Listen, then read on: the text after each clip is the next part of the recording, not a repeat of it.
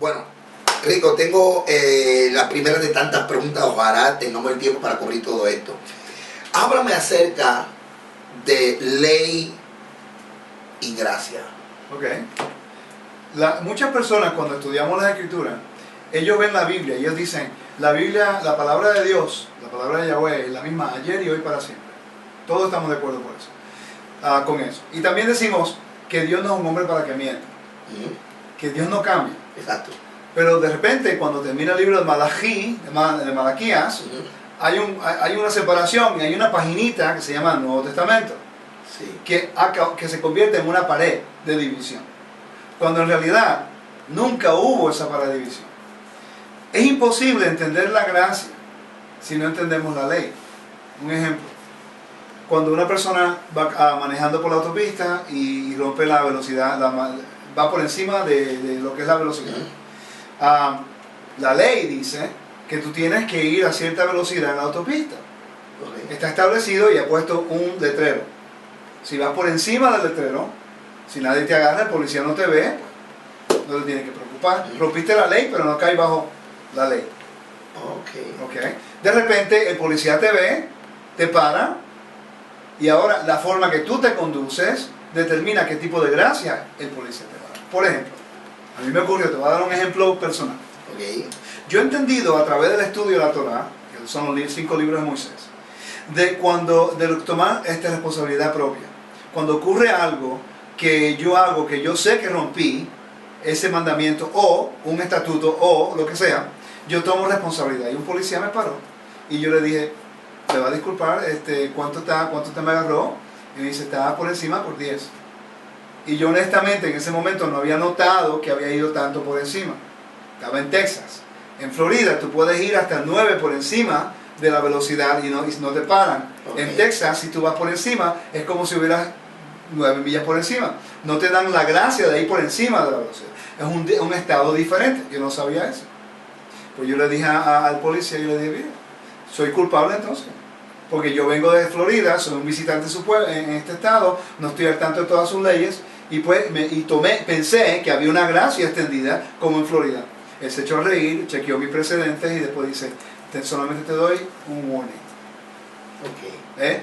Él extendió gracia, ¿por qué? Porque yo no me puse a discutir con él, yo no me puse a retarlo a él, yo solamente tomé responsabilidad de lo que yo supe y lo que no sabía le dije, mira, no tenía este entendimiento. Ahí él pudo hacer juicio justo y extender la gracia. Sin gracia, sin la ley, no puede haber gracia. En hebreo se llama Mishpat Tzedakah. Mishpat Tzedakah. Por cierto, David fue establecido como rey para que estableciera la justicia y la bondad del rey de Israel. Okay. Sin justicia no hay bondad. Okay. Y muchas personas entienden que hay un contexto bíblico en la Biblia que habla que hay justicia y hay bondad. Y la justicia y la bondad requiere gracia y misericordia. Wow. Justicia, tiene que hacer un caso judicial. Con la evidencia que viene correcta, se puede extender gracia o juicio. Misericordia, juicio. La bondad es algo que tú extiendes por el amor al Eterno y tú quieres extender gracia. Tú encontraste gracia y yo extiendo la bondad. Salvación se convierte en esa bondad que el Eterno nos ha dado. ¿Por qué? Porque hemos aceptado su constitución. Y de aquí en adelante en esta entrevista me gustaría que consideráramos a los hermanos que nos están viendo a través de todo el mundo, de que cuando estudiemos la Escritura no lo veamos como un documento dogmático religioso, sino como un documento legal, una constitución de un pueblo. ¿Ok? Y eso nos daría un mayor entendimiento al contexto de donde vamos. Así que entendiendo la ley, entiendo la gracia. Valoramos la gracia. Un ejemplo, un niño, tú tienes hijos. Tengo un nene aquí. Es un nene, sí, grande. Pero sabemos que los hijos, si tú tienes 2 hijos, tú tienes una niña y un varón. ¿Okay? Vamos a suponer ahora que el varón se rebela contra ti. ¿Okay? Tú los amas. Los 2 son tus hijos. ¿Okay? Nada los puede separar de tu corazón, de tu mano, de tu mente. Definitivamente. ¿Qué es lo que determina la bendición que le toca a ellos? La obediencia. La obediencia a las reglas que tengo aquí en mi casa. Exacto. Quiere decir que en tu casa tú estás establecido, hay una jerarquía. Sí. Tú eres la autoridad La esposa es la otra autoridad y los hijos tienen que someterse a esa autoridad.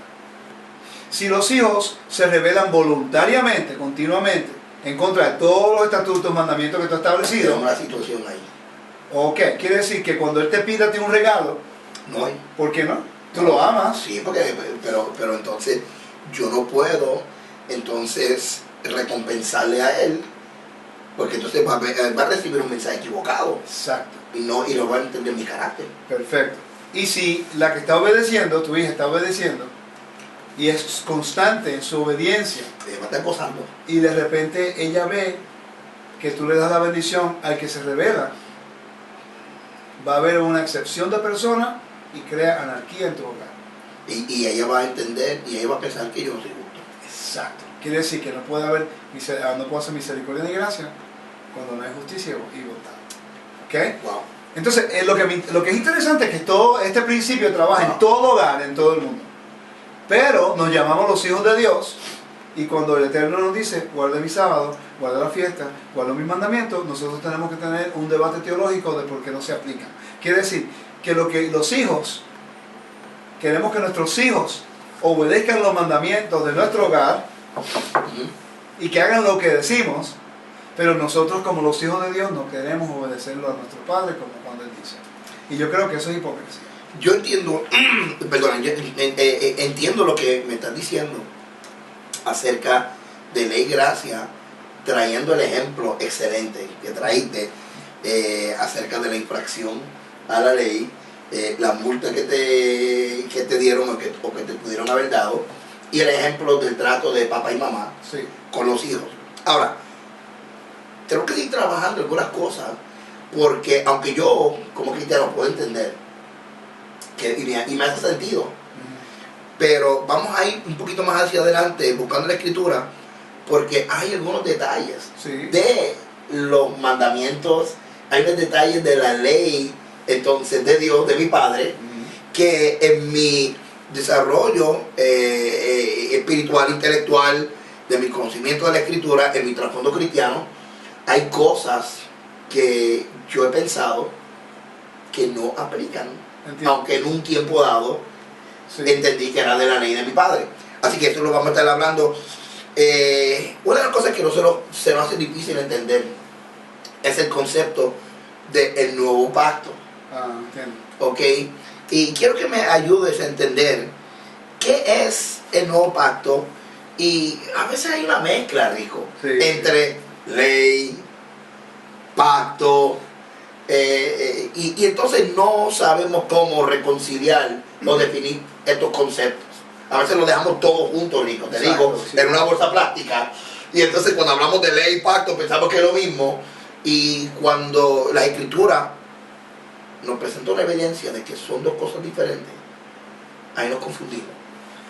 Ok, la respuesta a esa pregunta, que es muy buena, y yo tuve muchos problemas con eso al principio, pero cuando regresé al Antiguo Medio Oriente es el tiempo, el lapso de tiempo cuando Moisés recibieron los mandamientos. Estaban los hititas, estaban los mesopotamios, estaban los sumarios, estaban los egipcios, estaban los israelitas, los cananeos. Todos esos grandes imperios, todos tenían constituciones, tenían leyes, tenían tratados, tenían convenios, pactos. Okay.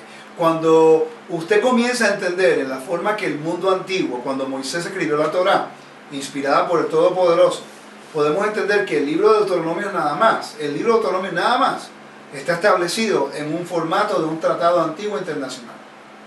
Lo que la gente no entiende, lo que los hermanos no entendemos, es que hay una diferencia entre lo que es un convenio y leyes. Ejemplo, Constitución de Estados Unidos es lo que ayuda a establecer un gobierno. Después hay leyes que mantienen esa Constitución vigente. ¿Eh? Si tú no guardas esa ley, no puedes mantener la Constitución vigente. Y es lo mismo con la Torah. Por eso es, si vamos al capítulo 20 del Éxodo, van a notar un patrón bien interesante. Que por cierto, te voy a decir, no llegué a entender bien hasta hace un año. Ah, sí, ok. Sí, porque yo he enseñado todo esto, lo entiendo, pero lo entendí con más profundidad cuando regresé al tiempo, cuando se estaba escribiendo. Y ahora vamos a ver la diferencia entre el convenio y las leyes. ¿Sí? Ok. Sin convenio no puede haber ley. Ok. Tú compras una casa, tienes que hacer un convenio con el banco y después tienes que hacer un porcentaje y la ley es que tienes que pagar todo el porcentaje. Exacto. Exacto. Sí, pero si no, si el banco no aprueba, se cae el tratado. pues no hay nada. No tienes que pagar nada, no tienes ninguna ley, no tienes ningún derecho. Okay. Ok, lo mismo. En el capítulo 20 del libro de Éxodo se encuentran los mandamientos. Okay. De acuerdo al antiguo Medio Oriente, esto se llamaría un tratado de un soberano a un vasallo. Israel siendo el vasallo, siervos, y el Todopoderoso Yahweh siendo el soberano para siempre, el rey para siempre. Okay. Pero después que se dan los mandamientos, en el capítulo 21... Hablando aquí de los 10 mandamientos. De los 10 mandamientos, exacto. Pero, si hay... Aquí es donde viene la gracia y la bondad y la justicia. Si una persona dice no matarás, en el hebreo no dice eso. No cometerás homicidio. Okay. Que es una cosa diferente. Porque no es premeditado. No asesinarás. Porque es premeditado. Okay. Y muchas personas lo leen, no matarás. Y entonces cuando leen la Torah de la ley, hay un conflicto. Cuando el mismo Eterno dice, Yahweh le dice a Josué, yo quiero que vayas a pelear con esta gente y eliminas a todas esas personas. Eso trae mucho conflicto. Sí, porque no entienden que se está hablando como un rey a su vasallo para que él establezca un reinado a un enemigo que lo que quiere es matar a su vasallo. Y de acuerdo a las leyes antiguas de un rey, él tiene que defender a su vasallo, no importa lo que sea. Él no estaba asesinando, él estaba defendiendo la integridad de su reino, que ese es el trabajo de un rey. Okay. Pero como no entendemos la jerarquía, no entendemos el convenio, la condición, por ejemplo, yo siempre lo digo y lo diré aquí ahorita de nuevo, yo soy una persona pacífica. Yo creo que sé un poco cómo defenderme. No busco pelear con nadie, no me interesa hacer nada con nadie. Pero tú tocas a mi esposa y a mis hijos, hay problema.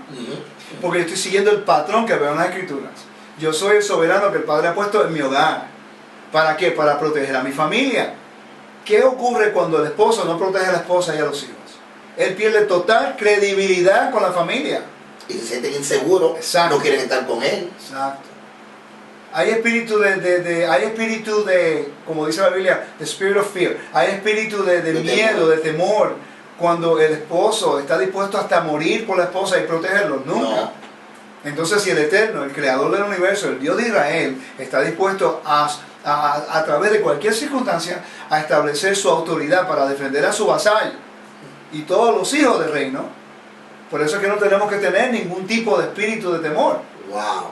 Y por eso que dice, no weapons formed against us shall prosper. Exacto. Ninguna arma formada contra nosotros no prosperará. Porque él se convierte, como dice en Génesis capítulo 15, que le prometió a Abraham, yo seré tu escudo. Wow, ok.